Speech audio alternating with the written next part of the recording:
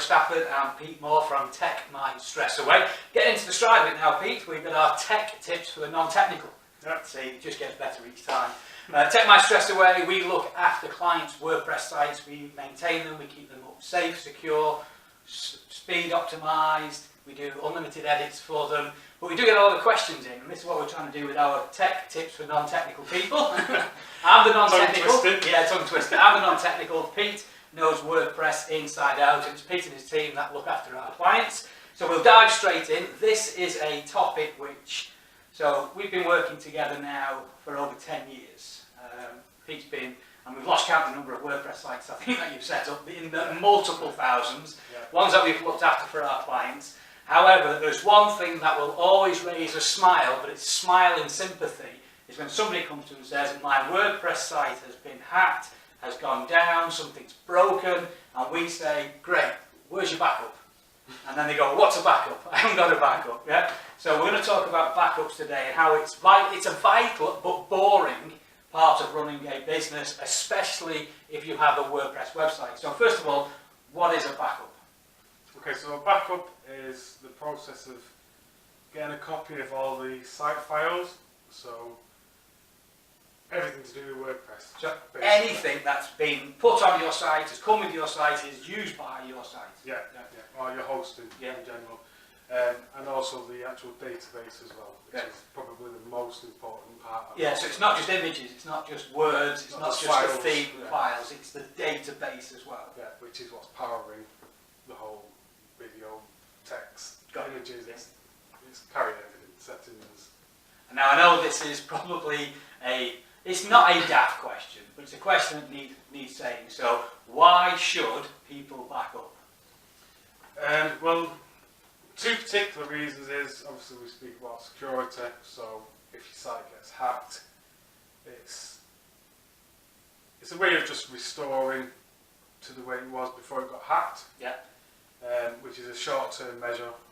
We need to make sure to find out why and how someone got in the first place. But at least you can go back to a sensible looking operating part of and before Google blacklists you, so then you've got another problem to deal with once, as well as fixing the issue in the first place. And also as well, because the WordPress is updated a lot, if there are any problems during an update, that's another way of kind of getting you back to the way you was before your site broke. Okay, so how often, could be a piece of string, how often should somebody back up? I'd say the bare minimum would be on a weekly basis. Absolute bare minimum, which that's probably what I'd say when you do your updates, is kind of do it on a weekly basis. So you can kind of get the two together. If you're doing it manually, you can do it before you do an update. You can back up your site so you know you've got it the way it was literally before you updated. But it also depends on what kind of site you've got. So if it's a site that's regularly updated with content, so say i.e. a daily basis, or an e-commerce store that's obviously could be getting updated depending on how busy it is, every hour, every minute. Well, we've got clients who run membership sites which update regularly, and e-commerce sites, so our service for them, they back up in some cases hourly, isn't it? Yeah.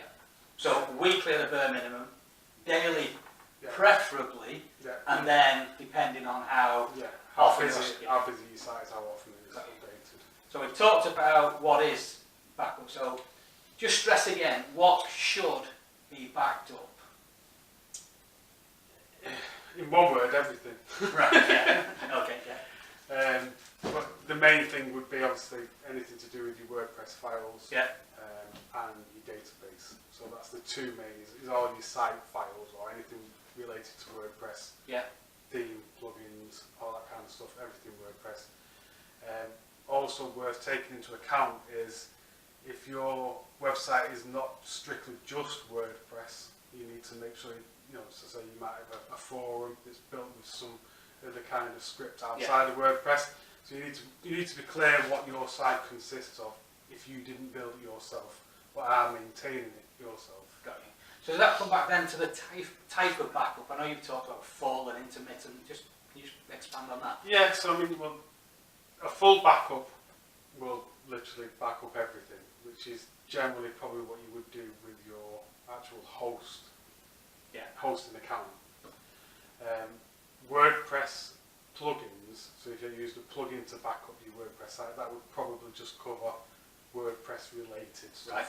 Yeah. And then you've got incremental backups, which will just back up any type of change. So it could be like a database change. And that's more of a real-time thing, or something that's controlling, that can see when something's changed. So it could be the time a file was modified, or so it's just little bits basically. So whatever's changed since the last time backed up. Great. So we talk just back up basically. Whatever you do, back up. So they have backed up and they come to need that backup. Now this is a big topic, so let's try and give the pros and cons of different ways of using the backup to restore their site. Yeah, that makes sense. So you've got your backup, something's gone wrong, you think, great, no problem, I'll go and get my backup. How do they then restore their site using that backup? Well, it really depends on what the actual issue is. Can you still access WordPress? Okay. So if the site's broken, can you still get into the admin area to then restore the backup? That's the big problem for a lot of people if they just rely on a plugin to back up WordPress. If they can't get back into WordPress, they can't restore it.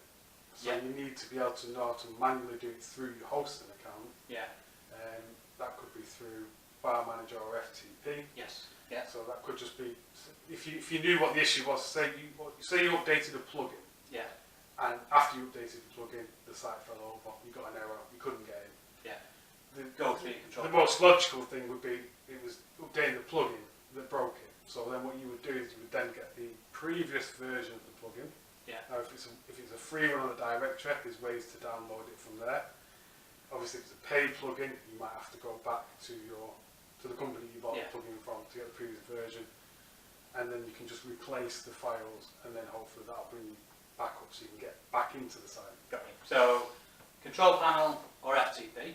Which is through your host. And then backup plugins, pros and cons of them? Well, like I just mentioned, if you can't get back into WordPress, you can't. Well, if it's relying on that, it depends on how you kind of access.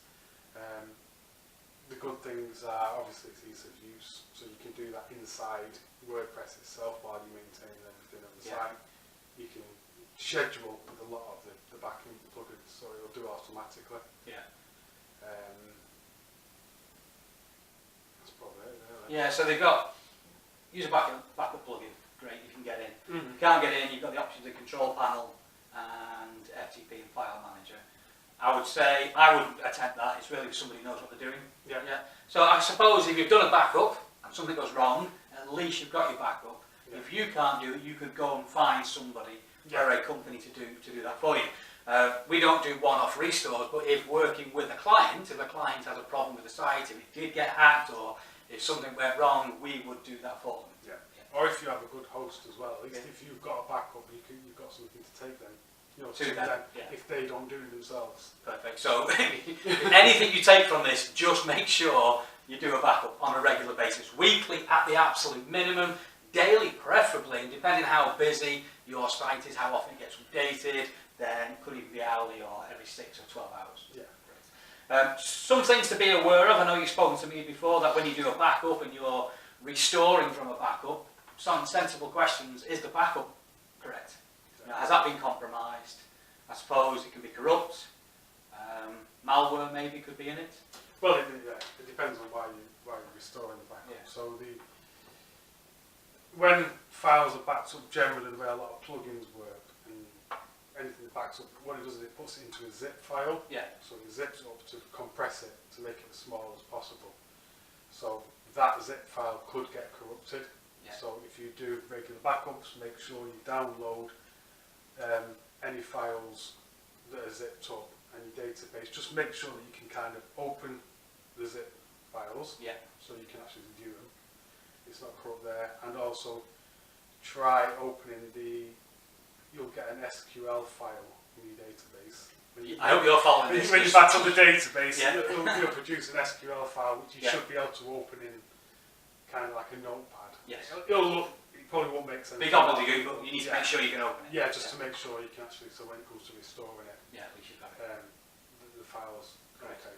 So it's a case of always back up. I know we're joking about it, but it's no laughing matter if your site falls over or it gets hacked and you need the backup. So we're going to keep stressing it. Back up, back up, back up. So things you can do to avoid having to restore. Yep, you should always back up, but there are simple things you can do, which you've talked about in other videos, to negate the need to restore your site. And I know we talk about it all the time.